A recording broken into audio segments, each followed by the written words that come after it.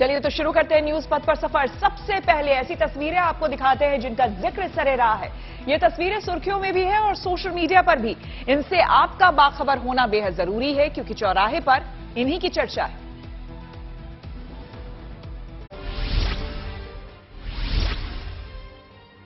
दिल्ली के तुर्की के दूतावास पर एक सर्वधर्म प्रार्थना सभा आयोजित हुई। इस दौरान तुर्की में आए भूकंप के पीड़ितों के लिए प्रार्थना की गई। इसमें अलग अलग धर्मों के 16 धर्म गुरु मौजूद रहे। इस मौके पर तुर्की के राजदूत फिरत सुनेल ने रेस्क्यू ऑपरेशन में मिली मदद पर भारत का शुक्रिया अदा भी किया।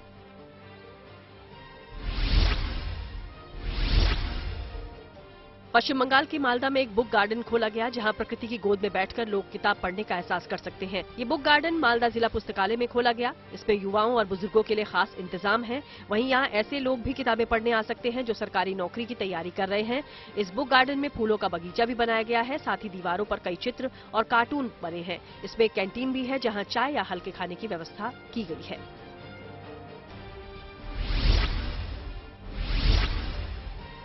उत्तर प्रदेश के मेरठ में गहने की दुकान से करीब 250 ग्राम सोना चोरी कर लिया गया। पूरी वारदात वहां लगे सीसीटीवी में कैद हो गई। बताया जा रहा है कि आरोपी ने गहने देखने के बहाने इस वारदात को अंजाम दिया। घटना के बाद आरोपी वहां से फरार हो गया।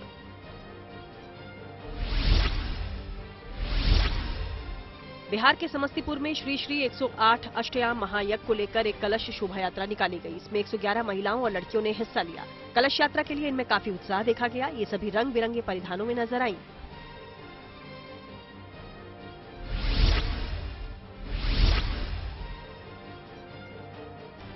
पश्चिम बंगाल के सिलीगुड़ी में एक अनोखा तैरता होम स्टे बनाया गया। इसमें रहने के लिए खास व्यवस्था की गई है। ये होम स्टे कुछ ड्रमों के ऊपर तैयार किया गया है जो पानी के ऊपर तैरता है। इस होम स्टे को बनाने में करीब 6 महीने का समय लगा। बताया जा रहा है कि इस तैरते होम स्टे को अच्छा रिस्पांस मिल रहा है। जिंदगी का सफर सुहाना हो इसके लिए सावधान रहना जरूरी है। रोजमर्रा की आपाधापी में कुछ देर बैठकर सोचना समझना भी जरूरी है कि आपके आसपास क्या हो रहा है और जो कुछ हो रहा है उससे हमारी जिंदगी, हमारा परिवार कैसे प्रभावित हो सकता है। इसलिए हॉर्न बजाकर बाखबर करने वाली खबर जरूरी होती है। और आज की ये खबर जुड़ी है इस मौसम में बच्चों को बीमार कर रहे बदमाश वायरस से। यूं तो बदलते मौसम में बच्चों का बीमार पड़ना मामूली बात है, लेकिन एक ऐसा वायरस है जो इन दिनों चिंता का सबब बना हुआ है। इसका नाम है एडिनो वायरस, जो बच्चों में सर्दी, जुकाम, बुखार और सांस से जुड़ी समस्या खड़ी करता है। जहां साफ सफाई नहीं है वहां इस वायरस की शैतानी शुरू हो जाती है। पश्चिम बंगाल में इन दिनों इस वायरस ने बड़ी तादाद में बच्चों को अस्पताल पहुंचाया है। इसलिए जरूरी हो गया है कि इसे लेकर सावधानी वाला हॉर्न बजाया जाए।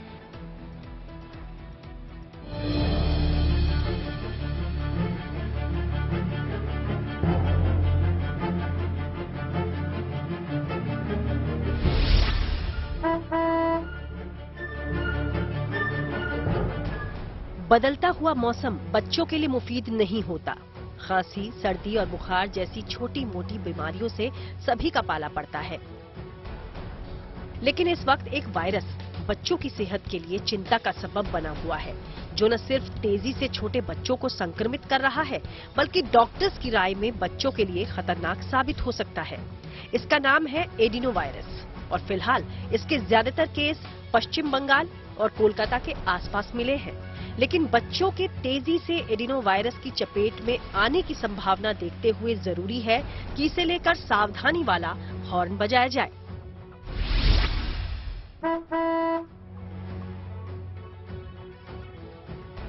पहले ये समझिए कि एडिनो वायरस क्या है और इसका बच्चों पर असर क्या है। एडिनो वायरस कई वायरस का एक समूह है जो शरीर में हल्का और गंभीर दोनों तरह का संक्रमण कर सकता है। इसका संक्रमण ज्यादातर श्वसन प्रणाली को प्रभावित करता है। इससे सांस लेने में दिक्कत आती है। आमतौर पर ये बच्चों को चपेट में लेता है, लेकिन बुजुर्ग भी इसके शिकार हो सकते हैं। इसके सामान्य लक्षण हैं फ्लू, सर्दी, बुखार, सांस लेने में समस्या, गले में खराश और निमोनिया। इसके अलावा पेट या आंतों की सूजन के कारण दस्त, उल्टी, मतली और पेट दर्द। संकट ये है कि एडिनो वायरस से 5 साल या उससे कम उम्र के बच्चे और खास तौर पर नवजात ज्यादा प्रभावित हो रहे हैं। मुश्किल ये है कि शुरुआत में इसकी पहचान हो नहीं पाती क्योंकि इसे आम सर्दी जुकाम समझा जाता है। लेकिन अगर सही समय पर इसकी पहचान और इलाज नहीं किया जाता तो हालात नियंत्रण से बाहर हो सकते हैं। इसीलिए यहाँ आपका समझना जरूरी है कि एडिनो वायरस फैलता कैसे है। मरीज की त्वचा के संपर्क से, खांसने और छींकने पर हवा के माध्यम से इसका संक्रमण होता है, क्योंकि बच्चे मुंह में सामान डालते हैं और नियमित रूप से हाथ नहीं धोते, इसलिए वो आसानी से इसकी चपेट में आते हैं। वैसे भीड़ भाड़ वाली जगहों पर एडिनो वायरस बड़े लोगों में भी फैल सकता है। एडिनो वायरस का संक्रमण आमतौर पर मामूली होता है और बुखार की दवा या पेन रिलीवर्स से मरीज को आराम मिल जाता है। लेकिन संक्रमण गंभीर है और सांस की समस्या है तो डॉक्टर की निगरानी में इलाज जरूरी है। संक्रमण ना हो इसके लिए कुछ बुनियादी सावधानियां जरूरी है। हाथों को साबुन और पानी से 20 सेकंड तक बार बार धोएं। हाथ धोए बगैर अपनी आंख, नाक या मुंह को न छुएं। बीमार व्यक्तियों के संपर्क में आने से बचें। अगर कोई बीमार है तो उसे दूसरों को सुरक्षित रखने के लिए उनसे दूरी बनानी चाहिए। यूं तो एडिनो वायरस के संक्रमण का खतरा पूरे साल रहता है, लेकिन खास तौर पर जाती हुई सर्दी, बसंत और गर्मी के शुरुआती दिनों में इसका संक्रमण ज्यादा तेज होता है। इसीलिए इस वक्त इससे सावधान रहना जरूरी है और दूसरों को भी सावधान करना जरूरी है। Bureau report, good news today.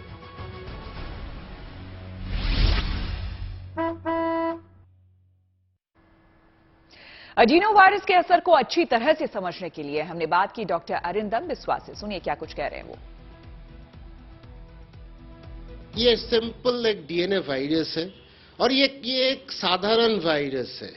ये सर्दी खांसी जो नॉर्मल फ्लू होता है उसका सिम्टम्स वैसा ही होता है और ये 5 से 7 दिन के अंदर खत्म भी हो जाता है और जिसका हुआ है वो ठीक भी हो जाते हैं। मगर कहीं कहीं पर एडिनो वायरस खराब हो सकता है। हम लोग वायरस को देखते हैं सेरोटाइपिंग करके। बहुत सारे सेरोटाइप्स होता है कि उसका बाहर का चेहरा कैसा है। तो यहाँ पे सेरोटाइप जो 7 है वो थोड़ा खतरनाक है और ये खतरनाक होने से कभी कभी जानलेवा हमला करता है। ये वायरस को कंट्रोल करने में ज्यादा दिक्कत नहीं होना चाहिए। दवाई नहीं है, वैक्सीन नहीं है, एक सामान्य वायरस है। और ये एक वायरस के इस बार एक बात है जो बोलना चाहिए कि वैक्सीन हम लोग कोविड वैक्सीन में भी हम लोग जो बनाए थे, एडिनो वायरस वेक्टर होता है।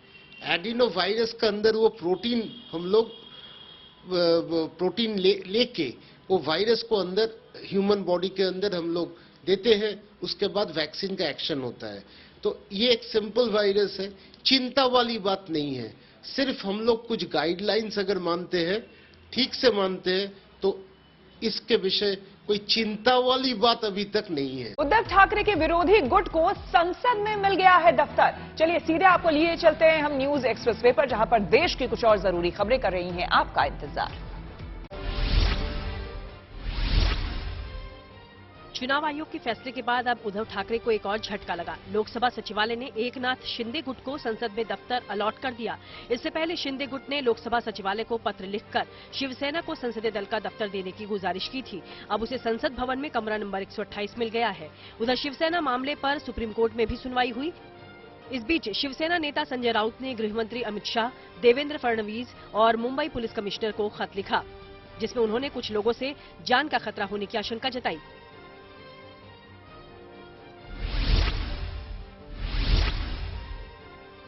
एनआईए ने दिल्ली और हरियाणा समेत देश भर में छापेमारी की। बताया गया कि हथियारों की अवैध खरीद फरोख्त और ड्रग्स रैकेट के मामले में कार्रवाई हुई। अपनी छापेमारी में एनआईए ने कई बदमाशों के करीबियों से पूछताछ की और अहम जानकारियां जुटाई।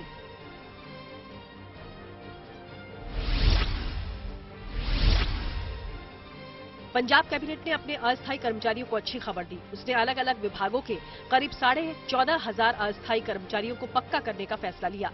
इससे पहले शिक्षा विभाग के 13,000 मुलाजिमों को पक्का किया गया था।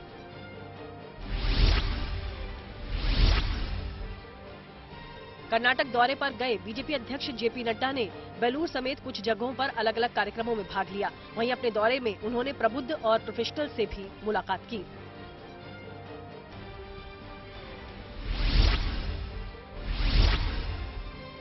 सरकार ने अब अग्निपथ योजना के तहत भर्ती नियमों में बड़ा बदलाव किया। इसके तहत ITI पॉलिटेक्निक पास आउट भी इसके लिए आवेदन कर पाएंगे। इस फैसले के बाद अब और ज्यादा युवाओं को अग्निपथ योजना के जरिए भर्ती होने का मौका मिलेगा। चीन को लेकर कांग्रेस के लगातार हमलों के बीच अब विदेश मंत्री एस जयशंकर ने पलटवार किया। उन्होंने एक इंटरव्यू में साफ किया कि सरकार चीन का नाम लेने से नहीं डरती। वहीं उन्होंने राहुल गांधी पर झूठ फैलाने का आरोप लगाया। साथ ही कहा कि पीएम मोदी ने LAC पर सेना की सबसे बड़ी तैनाती की।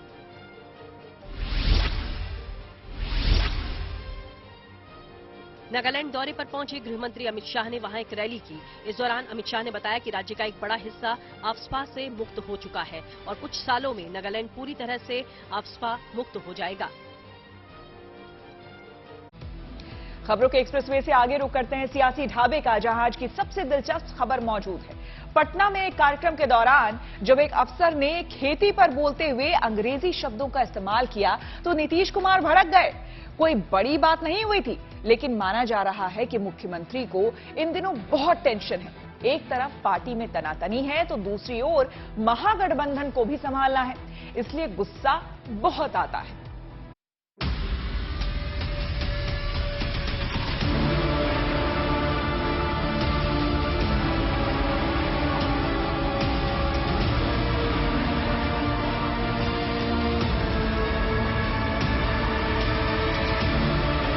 देश के हिंदी शब्द को भूल जाइए। जी नहीं था, बिल्कुल शुद्ध बिहार लग रहा है सबको बिना मतलब का बोलते हुए। पार्टी में बगावत का झंडा, राज्य में कानून व्यवस्था की हालत अंडा और महागठबंधन में नेतृत्व को लेकर बदला हुआ फंडा।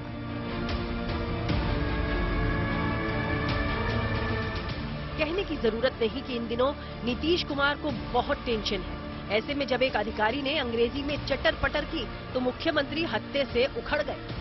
देश के हिंदी शब्द को भूल जाइए। जी नहीं था, बिल्कुल शुद्ध बिहार लग रहा है सबको बिना मतलब का बोलते हुए। कोई बात नहीं। अगर आप खेती करते हैं जी तो खेती तो आम आदमी करता है जी। अब आपको यहाँ बुलाया गया सुझाव देने के लिए तो आप आधा से आधा अंग्रेजी बोल रहे हैं। इंग्लैंड है ये भारत है ना जी। अब बोलिए, ये बिहार है ना, आप जानते हैं। मौका पटना में किसान समागम का था।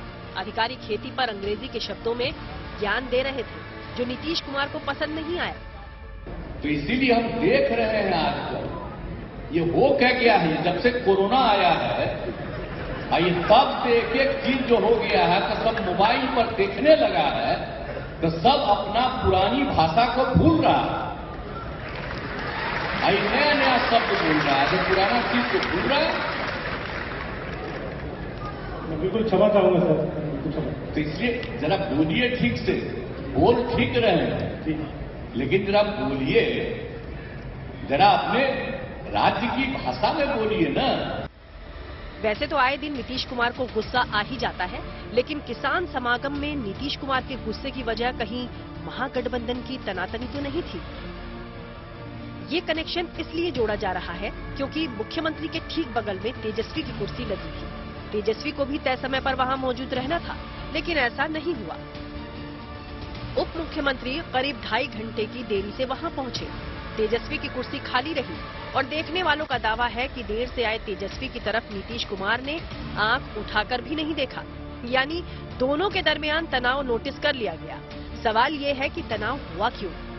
तेजस्वी को ताज सौंपने के नीतीश कुमार के फैसले पर सवाल उठाते हुए पहले उपेंद्र कुशवाहा पार्टी छोड़ गए। देखिए, उनकी चिंता का बड़ा कारण है कि जो महागठबंधन बना, महागठबंधन बनने तक कोई ऐतराज किसी को नहीं था, लेकिन महागठबंधन बनने के कुछ ही दिनों के बाद मुख्यमंत्री जी उस व्यक्ति के हाथ में पूरी सत्ता बिहार की सौंपने की बात करने लगे जिसके खिलाफ ही समता पार्टी का जन्म हुआ, जिसके खिलाफ ही जनता दल यूनाइटेड का अभियान चला। और उस खौफनाक मंजर से नीतीश जी ने बहुत अच्छा काम किया, बिहार को बाहर निकाला। लेकिन फिर से उसी को सौंपने की बात जब होने लगी तब लोगों के मन में चिंता हुई। जाहिर है इसके बाद जेडीयू में अंदर खाने तनातनी बढ़ गई है, क्योंकि पार्टी को अपने कुर्मी कोयरी वोट बैंक की भी चिंता करनी है। शायद इसीलिए ऐन मौके पर नीतीश कुमार के करीबी माने जाने वाले ललन सिंह डैमेज कंट्रोल वाले मोड में दिखे। आप कह रहे हैं कि मुख्यमंत्री का चेहरा तेजस्वी यादव होंगे 2025। कब हम बोले हैं क्या? हम बोले हैं क्या? कहाँ पे नहीं? तो जब आएगा समय तो देखा जाएगा। चाहे स्थिति में है, पार्टी में स्थिति में रहेगा। आज मुख्यमंत्री नीतीश कुमार जी हैं तो राष्ट्रीय जनता दल स्थिति में नहीं है। अरे जब आपका सवाल है, आज भी राष्ट्रीय जनता दल स्थिति में है और मुख्यमंत्री नीतीश कुमार जी हैं। ज्यादा पुरानी बात नहीं, जब नीतीश कुमार ने ऐलान किया था कि तेजस्वी ही महागठबंधन की ओर से मुख्यमंत्री का चेहरा होंगे। तेजस्वी जी है, अब इनको हम लोग बिल्कुल आगे बढ़ा करके और आगे हमको तो जितना करना था। अब जब तेजस्वी के नेतृत्व में जेडीयू में ही बवाल है, तो ललन सिंह नीतीश के वादे से पलट गए हैं और कहा जा रहा है कि इसलिए तेजस्वी को खटक गए हैं। हालांकि दांवपेच आरजेडी की तरफ से भी कम नहीं है। पार्टी के एक विधायक ने ये दावा करके माहौल गर्म कर दिया कि होली के बाद तेजस्वी मुख्यमंत्री बन जाएंगे। माननीय मुख्यमंत्री नीतीश जी पर भी हमको भरोसा है कि जो उन्होंने कहा है कि तेजस्वी के नेतृत्व में ही लड़ा जाएगा, तो 25 तो दूर है, अब इस मार्च में ही हमको उम्मीद है कि तेजस्वी बिहार का नेतृत्व करेंगे। सीएम बनेंगे बिहार में फागुन के बाद, फगुआ के बाद तेजस्वी जी बिहार की कमान संभालेंगे, ऐसा हम लोगों को उम्मीद है। और कहीं से हमको शक नहीं हो रहा है कि नीतीश जी हमको प्रभार नहीं। वहीं बीजेपी डंके की चोट पर कह रही है कि जेडीयू के विधायकों और नेताओं को तेजस्वी किसी कीमत पर मंजूर नहीं होंगे। देखिए, जदयू के टूट का सिलसिला प्रारंभ हो गया है और नीतीश कुमार की उल्टी गिनती प्रारंभ हो गई है। ये 2015 के नीतीश कुमार नहीं, ये 2022 के नीतीश कुमार हैं, जो केवल 44 विधायकों के नेता हैं, जो बहुत कमजोर हो चुके हैं और जो राजद की कृपा से बिहार के मुख्यमंत्री बने हुए हैं। तो आज की इस टूट के बड़े दूरगामी परिणाम होंगे, क्योंकि जनता दल यू को बिना विश्वास में लिए नीतीश कुमार ने तेजस्वी को अपना उत्तराधिकारी घोषित कर दिया, जिसको कोई भी जनता दल यू का वर्कर, कार्यकर्ता, एमएलए स्वीकार करने के लिए तैयार नहीं है। जनता दल यू के एमएलए डरे हुए हैं, कार्रवाई हो सकती है इसलिए चुपचाप बैठे हैं, लेकिन कोई भी जनता दल यू का एमएलए, एमपी या जो कार्यकर्ता है, या जो बिहार का अति पिछड़ा समाज है, लवकुश समाज है, वो किसी कीमत पर लालू यादव के परिवार के किसी व्यक्ति को नेता स्वीकार नहीं करेगा। बीजेपी के दावे अपनी जगह हैं, लेकिन उपेंद्र कुशवाहा के आरोप और ललन सिंह के बयान पर नीतीश की चुप्पी भी बता रही है कि महागठबंधन का मौसम ठीक नहीं, नतीजा कुछ भी हो सकता है। Bureau report, good news today. और न्यूज पर आगे धन बाजार, जहां शेयर बाजार से लेकर कारोबार तक की सभी अहम खबरें हैं और इसका सीधा रिश्ता आपकी आमदनी और जेब से है। तो तेज रफ्तार खबरों के बीच ये जरूरी खबरें छूट ना जाए, इसलिए चलिए आपको सीधे लिए चलते हैं धन बाजार। शेयर बाजार में हफ्ते के दूसरे कारोबारी दिन मंगलवार को गिरावट दर्ज की गई। बीएसई सेंसेक्स 18 अंक गिरकर 60,672 के स्तर पर बंद हुआ। वहीं निफ्टी भी 17 अंकों की गिरावट के साथ 17,826 के स्तर पर बंद हुआ। लगातार दूसरे दिन मार्केट में गिरावट आई। सेंसेक्स के 30 शेयरों में से 17 शेयरों में गिरावट और 13 में तेजी दर्ज की गई।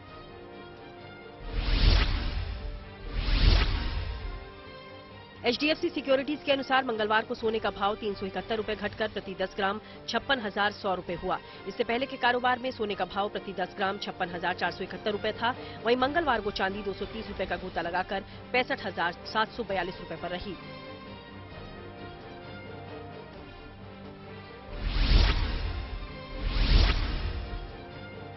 बिजली मंत्रालय ने सभी आयातित कोयला आधारित बिजली घरों से 16 मार्च से 15 जून तक पूर्ण क्षमता पर काम करने को कहा। इस साल बिजली की डिमांड बढ़ने की संभावना को देखते हुए ये निर्देश दिया गया। विद्युत अधिनियम की धारा 11 के तहत उत्पादन और आपूर्ति के लिए जारी आदेश 16 मार्च से 15 जून 2023 के लिए है। ये नोटिस आयातित कोयले के उपयोगकर्ता 15 बिजली घरों को भेजा गया।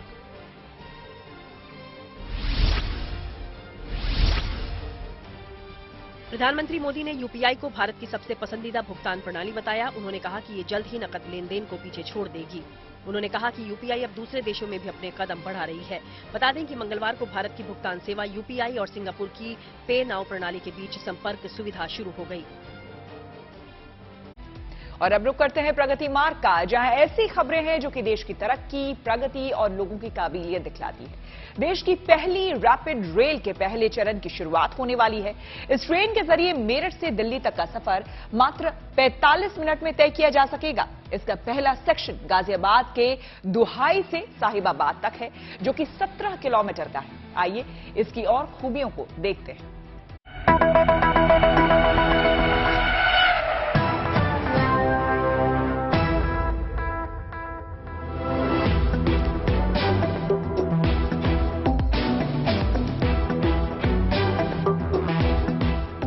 रैपिड रेल में इसी तरह धुआंधार रफ्तार से आप सफर का लुत्फ उठा सकेंगे। देश की पहली रैपिड रेल अब आपको सफर कराने के लिए तैयार है, जो 160 किलोमीटर की रफ्तार से दौड़ेगी और आने वाले समय में महज 45 मिनट में आप मेरठ से दिल्ली तक का सफर तय कर पाएंगे।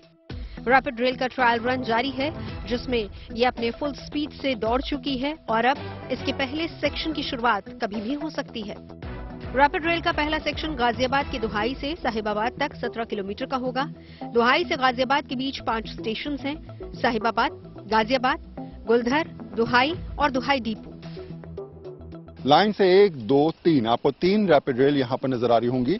ये दुहाई का डिपो है और इस डिपो करीब 6 से ज्यादा रैपिड रेल जो हैं वो खड़ी हो सकती हैं। हालांकि एक सेट पूरा कहा जाता है 12 का, तो वो भी यहाँ हैं, लेकिन फिलहाल 6 के सेट को हम कह सकते हैं कि यहाँ पर 6 गाड़ियां आसानी से खड़ी हो सकती हैं। इसके बाद अगर आप देखेंगे तो इसकी लंबाई अमूमन जैसे मेट्रो की होती है सेम है, थोड़ी सी मेट्रो की ज्यादा होती है, लेकिन ये कहा जा रहा है कि अगर जरूरत पड़ती है तो इसके कोचेस में भी ज्यादा बढ़ोतरी कर दी जा सकती है। इसके अलावा अगर कहा जाए तो इसके बनावट को देखें तो आपको बाहरी तौर पर यह बिल्कुल एक तरीके से बुलेट ट्रेन की तरह नजर आएगी। आगे का पूरा हिस्सा जो है वो बुलेट ट्रेन की तरह है। बाहर विदेशों में जैसे होती हैं ट्रेन, सेम उसी पैटर्न पर आपको ये ट्रेन नजर आएगी। हाईटेक सुविधाओं से लैस इस रैपिड रेल में जल्द ही आपके सफर करने का सपना भी पूरा हो सकता है। ट्रेन के डिपो में 2 बाय और 2 सीट पर बैठकर आप आरामदायक सफर का मजा ले सकते हैं। इसके अलावा यात्री खड़े होकर भी सफर कर पाएंगे। हर ट्रेन में एक डिब्बा महिलाओं के लिए रिजर्व होगा। ये देखिए तो ये समझाने के लिए काफी है कि हाईटेक टेक्नोलॉजी के साथ, नए इक्विपमेंट के साथ, नई सोच के साथ, नई रणनीति के साथ ये ट्रेन अपने समझाने के लिए काफी है कितनी ज्यादा ये बेहतर है। रेड लाइट का मतलब है फिलहाल ये ट्रेन जो है वो रुकी है, व्हाइट का मतलब है स्टार्ट है और चलने के लिए तैयार है। तो ये फिलहाल जो स्थिति आपको नजर आ रही है, थोड़ा सा ये समझिए कि आखिर ये ट्रेन कब आम लोगों के लिए खोली जाएगी। पहले इसका टारगेट मार्च रखा गया था, लेकिन अब इस समय ये कहा जा रहा है कि जून के महीने में इसे आम लोगों के लिए ओपन कर दिया जाएगा। तैयारियां पूरी हैं, हो सकता है कि उससे पहले भी इसको शुरू कर दिया जाए, लेकिन टारगेट रखा गया है जून। यानी साफ है कि आम आदमी सीधे तौर पर इस ट्रेन के अंदर अपने गंतव्य तक बहुत आसानी से पहुंच जाए, बेहतर तरीके से पहुंचे, सुख सुविधाओं के साथ पहुंचे। इसलिए इस ट्रेन के ट्रायल को परफेक्शन के साथ लगातार किया जा रहा है। रैपिड रेल में सफर करने पर किराए को लेकर मंथन जारी है। पहले चरण के बाद इस प्रोजेक्ट को दुहाई से मेरठ तक बढ़ाया जाएगा। मेरठ साउथ तक दूसरे चरण में काम होगा और तीसरे चरण में साहिबाबाद से दिल्ली के बीच काम पूरा होगा, जिसके बाद 2025 में रैपिड रेल दिल्ली से मेरठ के बीच दौड़ती नजर आएगी। दिल्ली से मेरठ तक का रूट 82 किलोमीटर का है, जिसमें 14 किलोमीटर हिस्सा दिल्ली जबकि 68 किलोमीटर हिस्सा उत्तर प्रदेश में है। दिल्ली के सराय काले खां से मेरठ तक के रूट में 25 स्टेशन हैं। दिल्ली से मेरठ के बीच पूरे रूट के निर्माण के बाद 30 रैपिड ट्रेनों को चलाने की तैयारी है। गाजियाबाद के दुहाई यार्ड में रैपिड रेल कॉरिडोर का ऑपरेशन और कमांड कंट्रोल सेंटर तैयार किया जा रहा है और जल्द ही शुरू होने वाले पहले चरण के साथ ही पूरे रूट पर दौड़ने वाली सभी रैपिड ट्रेनों का संचालन और नियंत्रण इसी सेंटर से कमांड किया जाएगा। रैपिड रेल के दुहाई डिपो से वरुण सिन्हा के साथ bureau report, good news today. Special अड्डा में आज का मुद्दा बाइक टैक्सी सर्विस से जुड़ा है, जिसे देश की राजधानी दिल्ली में बैन कर दिया गया है। जी हां, आपको बता दें कि दिल्ली सरकार ने बाइक टैक्सी सर्विस पर तत्काल प्रभाव से रोक लगा दी है, जिसके बाद दिल्ली की सड़कों पर ओला, उबर और रैपिडो की बाइक टैक्सी नहीं दिख रही है। इस रोक के पीछे दिल्ली सरकार का तर्क है कि बाइक टैक्सी से मोटर वाहन कानून का उल्लंघन होता है। दिल्ली ट्रांसपोर्ट डिपार्टमेंट की तरफ से जारी सर्कुलर में कहा गया है कि प्राइवेट रजिस्ट्रेशन नंबर्स वाले दुपहिया वाहनों से सवारियां ढोई जा रही हैं, जो कि गैर कानूनी है। दरअसल दिल्ली का ट्रांसपोर्ट डिपार्टमेंट बाइक को व्यावसायिक इस्तेमाल के लिए रजिस्टर नहीं करता, यानी कि टैक्सी या कैब की तरह बाइक को पीली नंबर प्लेट नहीं मिलती है। सरकार ने बाइक टैक्सी ऑपरेटर्स को चेतावनी जारी कर कहा है कि अगर बाइक का व्यावसायिक इस्तेमाल हुआ तो इन कंपनियों पर 1 लाख रुपए तक का जुर्माना लगाया जा सकता है। इसके साथ ही दिल्ली ट्रांसपोर्ट डिपार्टमेंट ने बाइक टैक्सी चलाने वालों को भी भारी जुर्माने के लिए चेताया है। दिल्ली में बाइक टैक्सी चलाते पहली बार पकड़े जाने पर 5,000 रुपए का जुर्माना लगेगा, जबकि दूसरी बार पकड़े जाने पर 10,000 रुपए का जुर्माना और ड्राइवर को 1 साल तक की जेल भी हो सकती है। यही नहीं, कानून के तहत कम से कम 3 महीने के लिए बाइक टैक्सी चलाने वालों का ड्राइविंग लाइसेंस भी सस्पेंड किया जा सकता है। बाइक टैक्सी आई, कितनी सुविधा थी उससे आप लोगों को, और अब बंद कर दी गई। जी भाई साहब, बाइक टैक्सी आई, ये देखो दिल्ली सरकार ने जो बंद की है, ये इनका निर्णय बहुत गलत है। इससे एक तो देखो जैसे भीड़ हो जाती थी, जैसे अब जा रहे हैं बाइक टैक्सी जाती थी तो आराम से उनको सहूलियत भी थी, और ऐसे में ये जो दिल्ली सरकार का जो ये फैसला है ये बहुत गलत है। और देखो रोजगार भी था, जिन लोगों को रोजगार मिला हुआ था बाइक टैक्सी से, है जी, वो रोजगार छिन गया है और आम पब्लिक को इसमें बहुत परेशानी हो रही है। जब से दिल्ली में उनकी सरकार बनी है, तब से केजरीवाल हमेशा ये बोलते थे कि मैं साधारण लोगों के लिए आया हूँ, आम आदमी के लिए मैं आया हूँ, जो मिडिल क्लास के लोग हैं मैं उनके लिए आया हूँ। लेकिन उनका ठीक वो उल्टा करते हैं हमेशा। आज ओला टैक्सी से जिनका रोज का जो है 200-400 रुपए कमाई था, वो 50-60 रुपए में 2 किलो 3 किलोमीटर चले जाते थे, लेकिन आज वो नहीं जा पाएंगे। महंगाई का डबल अटैक हो गया है क्या? नहीं, महंगाई का जो डबल अटैक तो कुछ नहीं हुआ है। जो टैक्सी, ये जो बाइक सिस्टम जो इन्होंने बंद किया है, वो मेट्रो के सिस्टम से किया हुआ है। आज मेट्रो का जो एक नेटवर्क बहुत बड़ा तैयार हो गया है। अब देखिए ना, यहाँ से मेरठ तक की हो गई है, आगे यहाँ तक गाजियाबाद गई, गाजियाबाद से मेट्रो मेरठ तक तो रश अब भी। न्यूज पथ पर आगे पब्लिक होर्डिंग पर वाराणसी से जुड़ी एक अच्छी खबर है। प्रधानमंत्री नरेंद्र मोदी के संसदीय क्षेत्र वाराणसी को एक और बड़ी सौगात मिलने वाली है। आपको बता दें कि वाराणसी में देश का पहला अर्बन ट्रांसपोर्ट रोपवे बनने की तैयारी शुरू हो गई है। इस रोपवे को बनाने में कुल 461 करोड़ रुपए खर्च होंगे। काम शुरू करने के लिए 6 विभागों को 31 करोड़ रुपए दे दिए गए हैं। पहले चरण में इस रोपवे के जरिए वाराणसी कैंट से गोदौलिया तक का सफर मात्र 15 मिनट में पूरा हो जाएगा। वाराणसी कैंट से गोदौलिया तक की लगभग 5 किलोमीटर की भारी ट्रैफिक वाली दूरी तय करने में 45 मिनट का समय लगता है, लेकिन रोपवे बनने से लोगों को जमीन पर ट्रैफिक जाम से छुटकारा मिल जाएगा और वो ऊपर से गुजरकर कम समय में ये दूरी तय कर सकेंगे।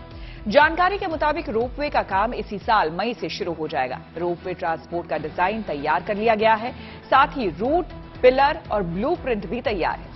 ये रोपवे कई सुविधाओं से लैस होगा, जिसमें लोगों के बैठने के लिए 220 केबल कारें होंगी। साथ ही इसके जरिए एक बार में अप और डाउन में 4500 लोग यात्रा कर सकेंगे। इस रोपवे में कुल 5 स्टेशन बनाए जाएंगे, जिसमें सिगरा, साजन, सिनेमा, रथ यात्रा, गोदौलिया और वाराणसी कैंट शामिल है। यात्रियों को इस रोपवे पर हर 1.5 मिनट पर केबल कार की सुविधा मिलेगी, जिसमें एक साथ 11 लोग बैठ सकेंगे। उत्तर कोरिया का परमाणु टेस्ट सेंटर पड़ोसी देशों के लिए बन सकता है मुसीबत। विदेश से जुड़ी कुछ और खबरों को जानने समझने के लिए आपको सीधे लिए चलते हैं न्यूज एक्सप्रेस वे पर। उत्तर कोरिया की लगातार परमाणु परीक्षण से आसपास के देशों में रेडिएशन का खतरा बढ़ गया। ये दावा किया है दक्षिण कोरिया के एक मानवाधिकार संगठन ने। उसकी रिपोर्ट के अनुसार पानी के जरिए दक्षिण कोरिया, जापान और चीन के लोग इस रेडिएशन के खतरे में आ सकते हैं। ट्रांजिशनल जस्टिस वर्किंग ग्रुप नाम के इस संगठन का कहना है कि ऐसा ही खतरा उत्तर कोरिया के लोगों पर भी मंडरा रहा है, क्योंकि आशंका है कि भूमिगत परमाणु परीक्षण स्थल के पास ऐसे रेडिएशन पदार्थ पानी के माध्यम से लोगों को नुकसान पहुंचा सकते हैं।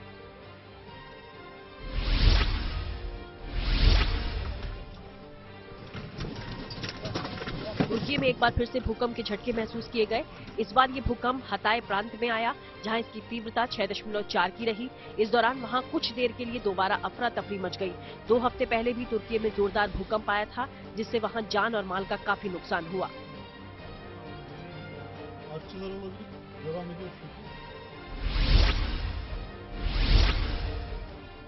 जापान में सहमति की उम्र बढ़कर 16 साल हो सकती है। वहां के न्याय मंत्रालय से जुड़े एक पैनल ने इस पर एक प्रस्ताव पेश किया। अभी जापान के कानून के अनुसार कम से कम 13 साल के बच्चों को सहमति के योग्य माना जाता है, जिसका मतलब है कि उनके साथ सहमति से यौन गतिविधि को कानून रेप नहीं माना जाता। वहीं रेप के आरोपी किशोरों पर भी बड़ों की तरह केस चलता है, वो भी जेल की सजा काटते हैं। पाकिस्तान की एक लड़की लूडो के खेल में उत्तर प्रदेश के लड़के से दिल हार बैठी। इसके बाद जो हुआ वो किसी फिल्मी कहानी से कम नहीं है। तो चलिए पूरी कहानी आपको बताते हैं। 19 साल की पाकिस्तानी लड़की इकरा और 25 साल का उत्तर प्रदेश का लड़का मुलायम सिंह ऑनलाइन लूडो खेलते थे। ऑनलाइन लूडो खेलते खेलते दोनों करीब आ गए और दोनों में प्यार हो गया और दोनों ने शादी का फैसला कर लिया। लेकिन बीच में सरहद की दीवार थी, लिहाजा दोनों ने नेपाल में मिलने का प्लान बनाया। नेपाल में शादी करने के बाद जोड़ा पटना होते हुए बेंगलुरु पहुंच गया, जहां मुलायम सिंह सुरक्षा गार्ड का काम करने लगा। जमाने को खबर ना हो इसलिए मुलायम ने इकरा का नाम बदलकर रवा यादव कर दिया और इसी नाम से आधार कार्ड बनवा दिया। इतना ही नहीं, उसके भारतीय पासपोर्ट के लिए आवेदन भी कर दिया था। लेकिन एक दिन कहानी में ट्विस्ट आया। पड़ोसियों ने लड़की को नमाज पढ़ते देख लिया और पुलिस को खबर कर दी। पुलिस ने छापेमारी की तो इकरा का पाकिस्तानी पासपोर्ट बरामद हो गया। हालांकि लड़की अपने पति यानी कि मुलायम सिंह के साथ रहने पर जोर देती रही, लेकिन पुलिस ने उसे वापस पाकिस्तान भेजने के लिए बीएसएफ को सौंप दिया। बीएसएफ ने अटारी वाघा बॉर्डर पर पाक रेंजर्स के हवाले उसे कर दिया है। भारतीय महिला क्रिकेट टीम ने T20 विश्व कप के सेमीफाइनल में कर ली है एंट्री। तो खेल जगत से जुड़ी कुछ और खबरों को जानने के लिए आपको सीधे लिए चलते हैं खेल चक्कर।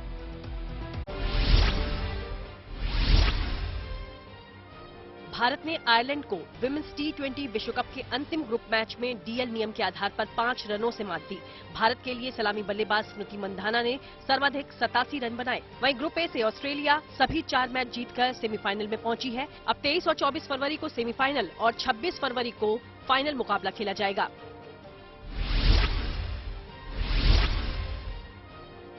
मंगलवार को आईसीसी विमेंस की ताजा रैंकिंग जारी हुई। 19 साल की भारतीय विकेटकीपर बल्लेबाज ऋचा घोष ने 16 स्थानों की छलांग लगाकर बैटर्स की टॉप 20 लिस्ट में जगह बनाई। तो वहीं तेज गेंदबाज रेणुका गेंदबाजी रैंकिंग के 5वें स्थान पर हैं। उन्हें 7 स्थान का फायदा हुआ।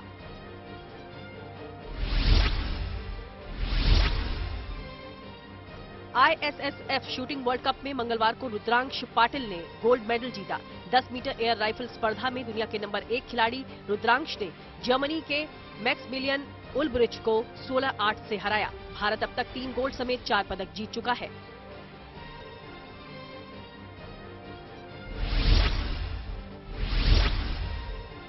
टेनिस को अलविदा कह चुकी सानिया मिर्जा ने पीटीआई को दिए एक इंटरव्यू में कहा कि जिस चीज ने मुझे इतना आक्रामक बनाया वो मानसिकता, असल में हारने का डर नहीं होना था। मेरे लिए टेनिस हमेशा से मेरे जीवन का एक बहुत बड़ा और महत्वपूर्ण हिस्सा रहा, लेकिन ये मेरा पूरा जीवन नहीं है और यही वो मानसिकता है जिसके साथ मैं टेनिस कोर्ट में उतरी।